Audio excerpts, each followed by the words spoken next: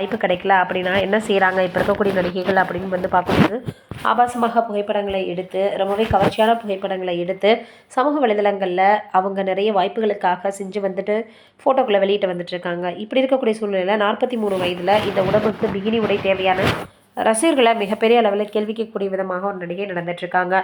தமிழில் மந்த்ரா என்ற பெயரில் சில படங்கள் நடித்து பின் தெலுங்கில் படு பிஸியான ஹீரோயினாக இருந்தவங்க தான்.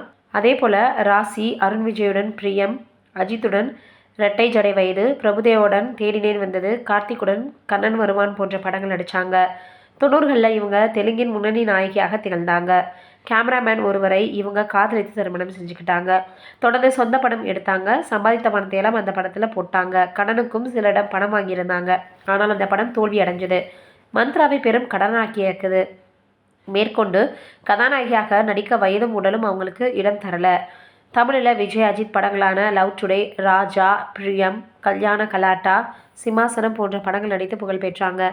தமிழை விட தெலுங்கில் அதிகமான படங்கள் நடித்து பிஸியானாங்க. படங்களில் நடித்த ஐட்டம் பாடலுக்கு நடனமாடியும் வந்தாங்க. மந்த்ரா இதை எடுத்து சமீபத்தில் சமூக வலைதளங்களில் பேட்டி கொடுத்து சினிமா அனுபவங்களை பகிர்ந்தாங்க.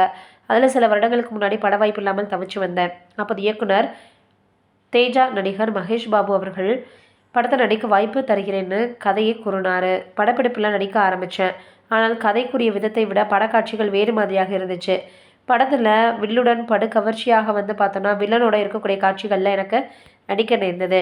அதை பொருட்படுத்தாமல் சினிமாவில் கெட்ட பேர் வாங்காமல் இருக்க முழு படத்தையும் நான் நடித்து கொடுத்துட்டேன். கடைசியாக தமிழில் சிம்பு நடிப்பில் வெளியான வாழு படத்தில் நடித்தாங்க.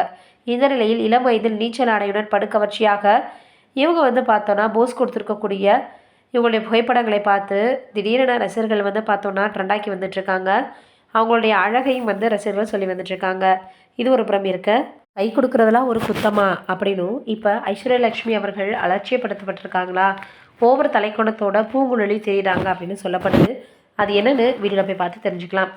நடிகையாக தமிழ் சினிமாவிற்கு விஷால் நடிப்பில் வெளிவந்த ஆக்ஷன் படத்தின் மூலமாக அறிமுகமானவங்க தான் ஐஸ்வர்யா லட்சுமி. அடுத்து தனுஷுடன் ஜகமே தந்திரம் படங்கள் நடித்து தமிழில் பரிச்சயமானாங்க. பிறகு தெலுங்கு, மலையாள படங்கள் நடித்து வந்தாங்க. பொன்னியின் செல்வன் படத்தில் பூங்குழலி கேரக்டருக்கு பிறகு பிரபலமாகிட்டாங்க. இதனைத் தொடர்ந்து விஷ்ணு விஷாலுக்கு ஜோடியாக நடித்த கட்டா குஸ்தி படமும் வெற்றி கொடுத்துச்சு. அடுத்ததாக மணிரத்னம் இயக்கத்தில் கமல் நடித்து வரும் தக் லைஃப் படத்திலும் நடித்து வராங்க. இப்படி பிஸியாக நடித்து வரக்கூடிய ஐஸ்வர்யா லட்சுமி சமீபத்தில் சொன்ன விஷயங்கள் தான் சோஷியல் மீடியாவில் ட்ரெண்ட் ஆகி வருது. 25 வயது ஆனதும் எனக்கு கல்யாணம் ஆகணும்னு ஒரு ஆசை வந்துருச்சு. அதனால் மேட்ரிமோனியில் பதிவு பண்ணி வச்சுருந்தோம். ஆனால் இப்பொழுது தொடர் விவாகரத்தை பார்க்கும் பொழுது கல்யாணத்தின் மீது இருந்த ஆசை போயிடுச்சு. அதனால் என் வாழ்க்கையில் எனக்கு இனி கல்யாணமே வேணாம்னு நான் உறுதிமொழி எடுத்திருக்கிறதாக சொல்லியிருக்காங்க. இந்த விஷயம் தான் இப்போ இவங்கள ட்ரெண்டிங் ஆக்கி வந்துட்டுருக்கு. அதற்குள் இன்னொரு விஷயமும் சோஷியல் மீடியாவில் பரவி வருது. அதாவது ஐஸ்வர்யா லட்சுமி கேரளாவில் ஷாப்பிங் முடித்து காரில் ஏறும்போது ரசிகர் ஒருவர் இவரை பார்த்து பேச வந்திருக்காரு. அப்பொழுது ஐஸ்வர்யா லட்சுமியிடம் கை கொடுத்துருக்கிறார். ஆனால் அவரை உதாசீனப்படுத்தும் விதமாக கொஞ்சம் கூட கண்டுக்காம நோ அப்படின்னு சொல்லிட்டு வந்து காரில் ஏறியிருக்காங்க. தற்போது இந்த வீடியோ வெளியாகி ஐஸ்வர்யா லட்சுமி சில வெற்றிகளை பார்த்ததும் ஓவர் தலைக்குணத்துடன் திரிய ஆரம்பிச்சிட்டாங்க. கை கொடுத்தது ஒரு குத்தமா? நடிகைனா ரசிகர்கள் இருக்கதா செய்வாங்க.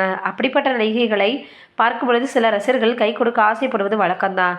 ஆனால் அதற்காக அந்த ரசிகர்களிடம் இவ்வளவு ஒரு கண்டிப்போடு நடந்துக்கிறதா? அது அவசியமே கிடையாதுன்னு எல்லோரும் சரி வராங்க. நீங்கள் என்ன நினைக்கிறீங்கன்னு மறக்காமல் கமெண்ட்டில் சொல்லுங்கள்.